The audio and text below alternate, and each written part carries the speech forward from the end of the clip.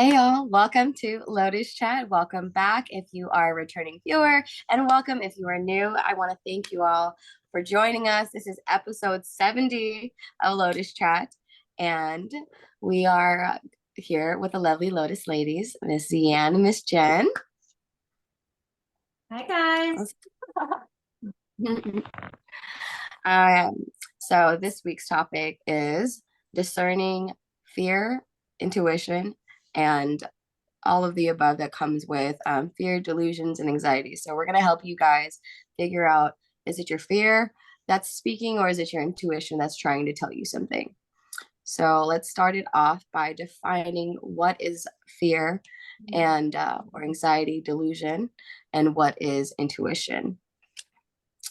So to either of you ladies, would you like to start?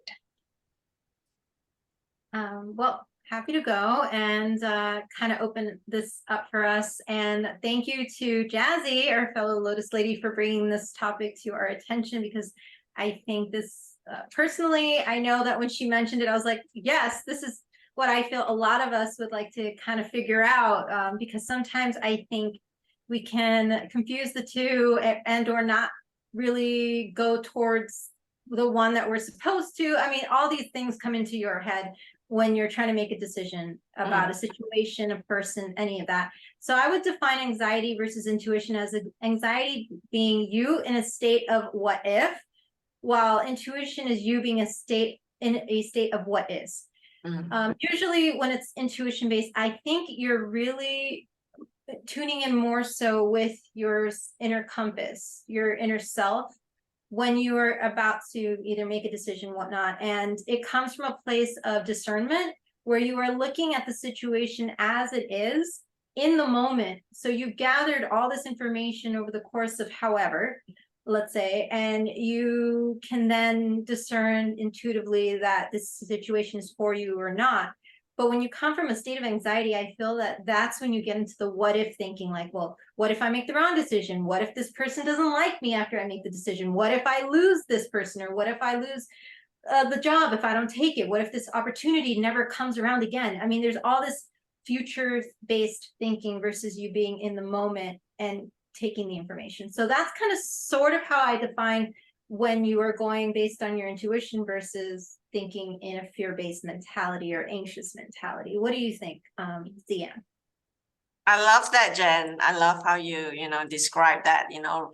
Are we thinking like more like, anxiety and fear, which is what if, trying to project whether things are going to happen when actually maybe it's not happening, versus I think when we are in the intuition, which is what is, we are really focusing on the present moment. So are we really focusing on the past based on our experience, or are we focusing on this present moment on how we're feeling?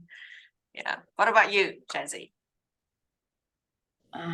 Nicely put. I can definitely see the different lenses of when I experience anxiety and when I'm into my intuition, and when you go from the what if, what is phase, and to, I guess, dial it in a little bit closer, is anxiety comes. I start to experience uneasiness, nervousness, and like this, all of the stemming thoughts that start to breed from one another. So I can tell that's fear. Fear, let's like misery loves company. So fear loves more of itself, and it starts to create more of itself, rather than when it comes to intuition, it's like that inner knowing, and it's like without conscious reasoning, you just know, or I just can tell that that's what it is. It doesn't have an emotional charge. When I have an intuitive feeling, it's more of like just in tuned, no emotions, just a feeling. So it's a feeling without emotion. That's how I'm able to differentiate and define that for you guys. So let me ask, when in your life did you listen to your body versus intuition? Zian, we'll start with you.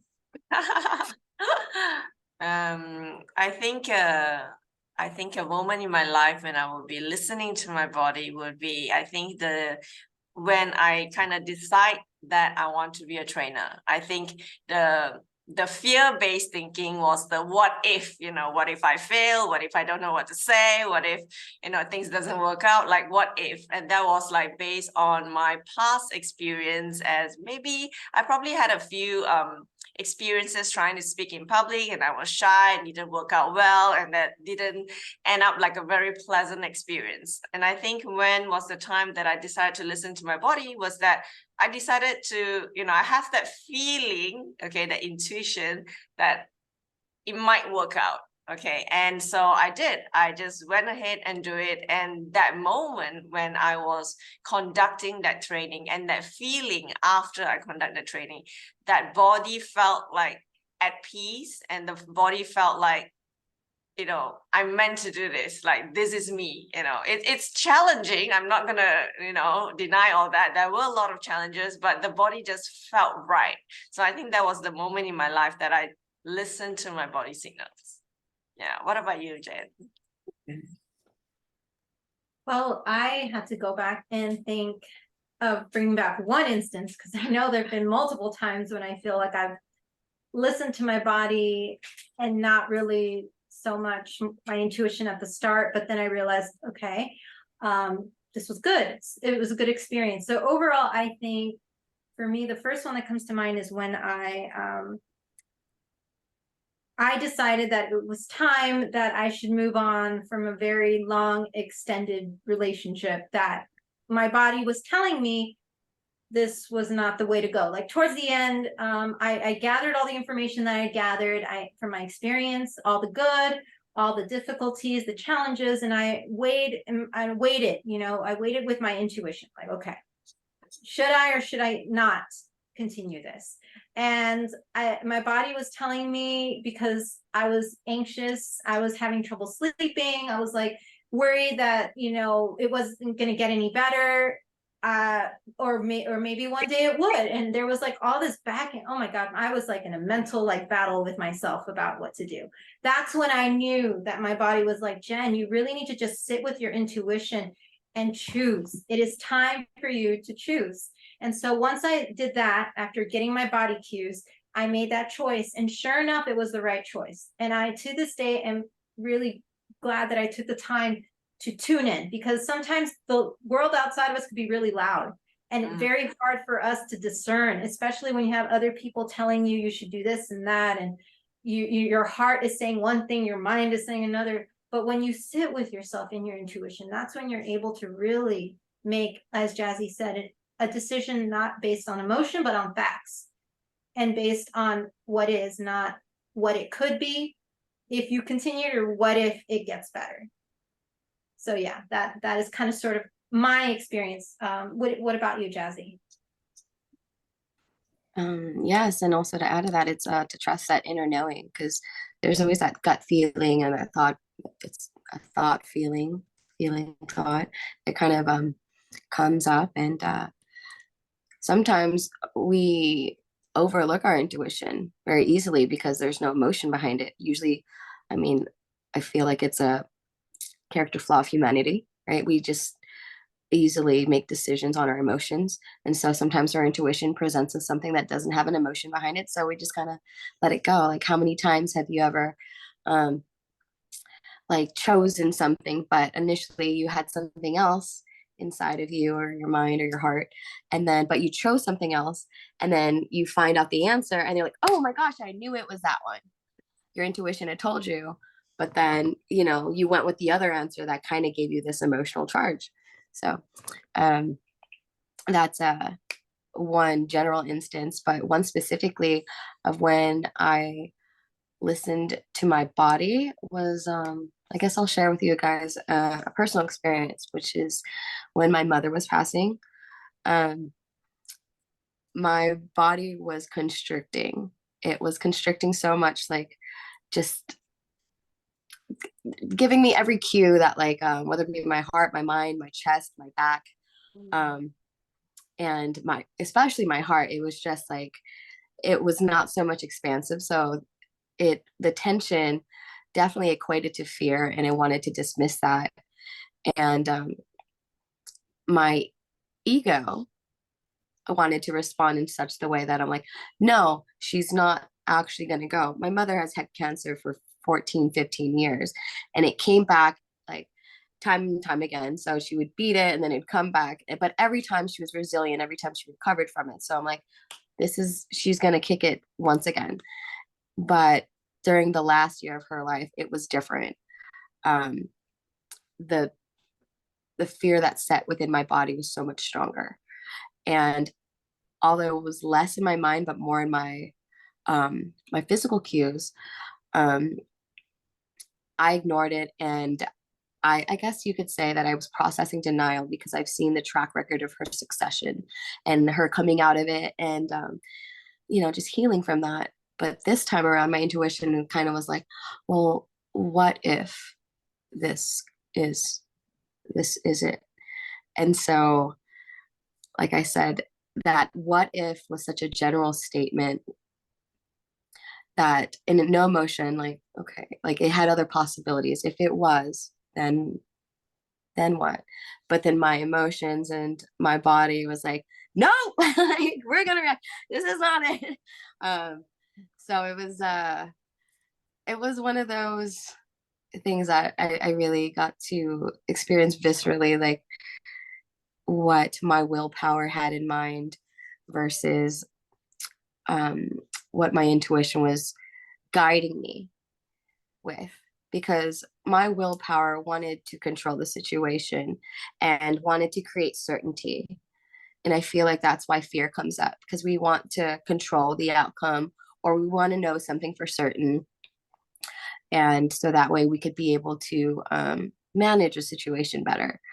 And so I felt like if I just had this undying, like waving, resilient thoughts of like positivity and whichever, that it would work out and it would feel better.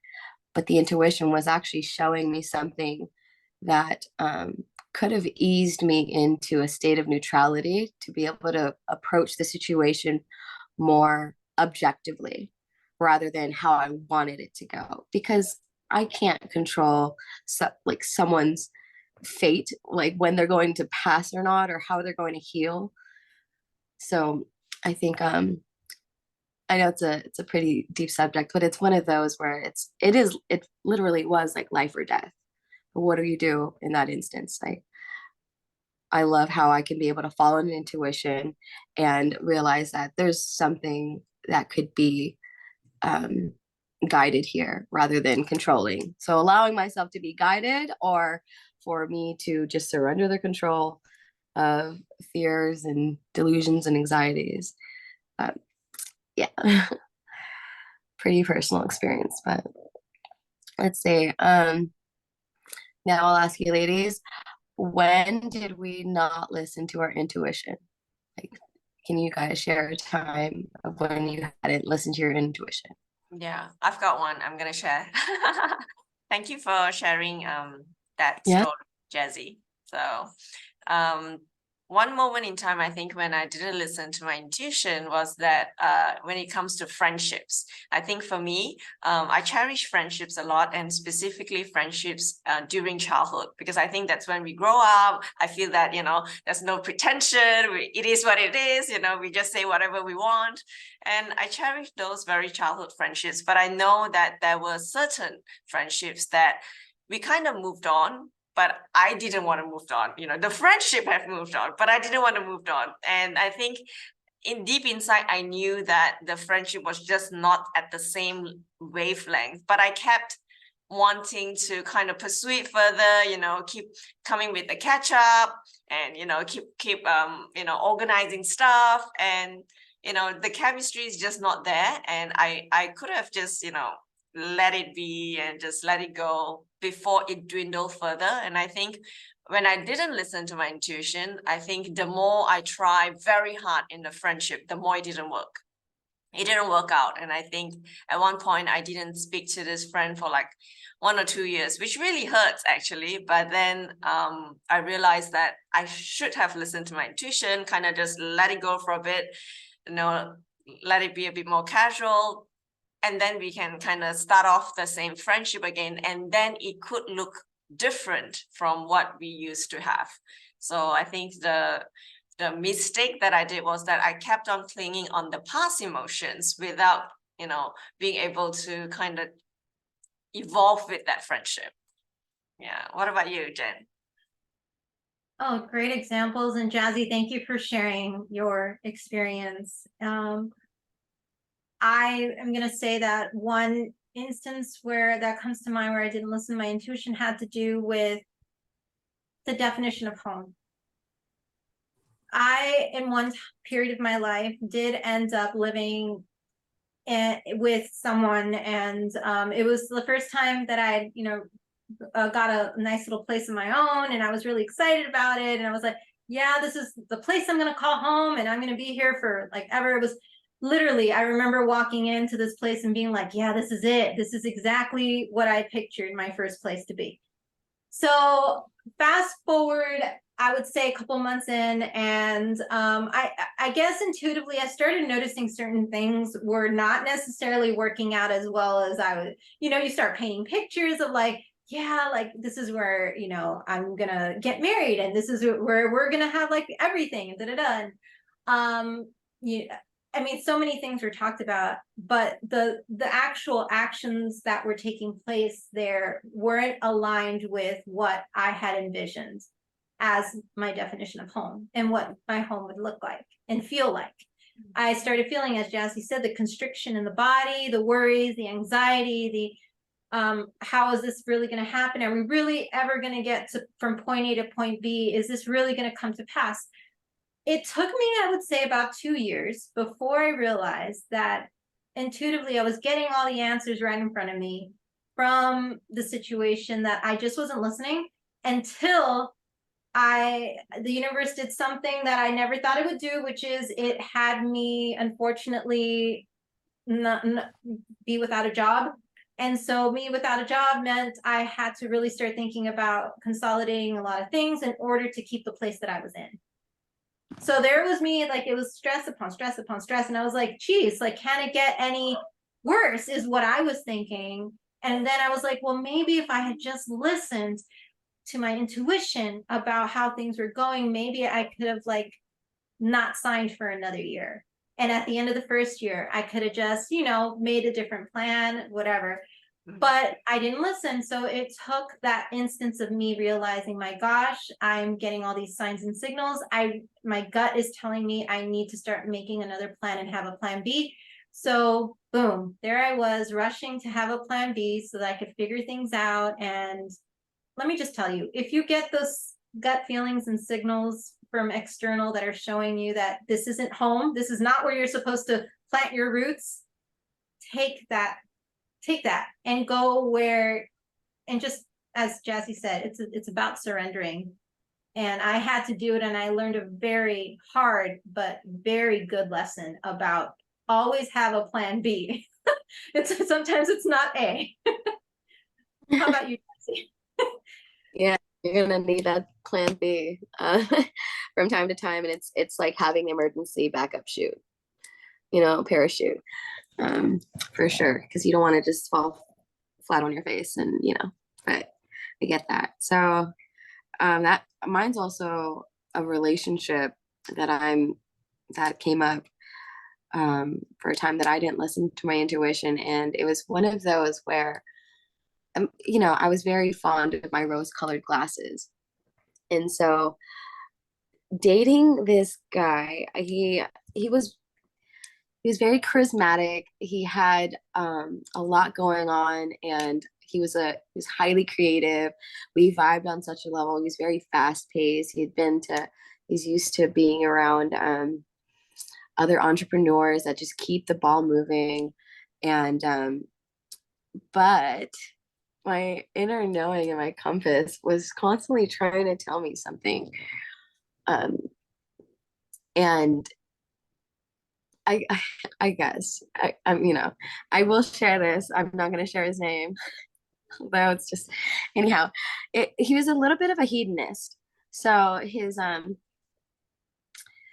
his meter for pleasure was such a thing. And I trusted that, you know, when we were around each other, he seemed to just worship my mind and my heart and just was so kind and complimenting. It seemed, if something seems too good to be true, be a little cautious because it might be. But there were just certain things and cues we didn't always sync up. And so I feel like when I didn't meet all of his needs that seemed to be a little bit out there beyond the basic needs, my intuition was telling me not to trust this guy, slow down. And yeah, he'd done some things behind my back that, of course, like, I'm pretty sure any monogamous relationship wouldn't really like enjoy experiencing. And but outside of that, it was also with like my ideas. We'd have like brainstorm war rooms where I would be in the zone and I'd be talking about certain things, and he would sit there on the other end of the table like, yeah, baby, we can do this and we could do that. And I'd be excited, and all amped up. And then on certain days that he just like leave to go to LA, he would actually take those ideas that I was just sharing, um, run with them with somebody else or like another team and totally leave me out. And my intuition was like, just be careful. And I'm standing here on the cold end of the stick, like, well, I thought we were a team. And it was yeah, it's just such a great learning lesson in dating. Like, be careful that just to be careful, be wise and discerning, because, and I've also learned that what's meant to be will be, and what's not will definitely show you. And that was one of those instances. So Love that, Jazzy. It happens, so happened the three of us were sharing on relationships. Yeah. But how do we really discern, you know, fear and anxiety versus intuition? How do you girls do that?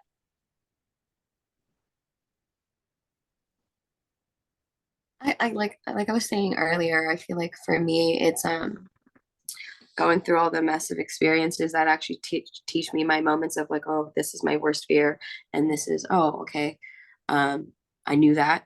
So having multiple experiences within that shows me that intuition doesn't have an emotional charge. Intuition can be easily overlooked.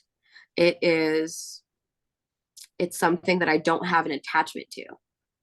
Like, there's no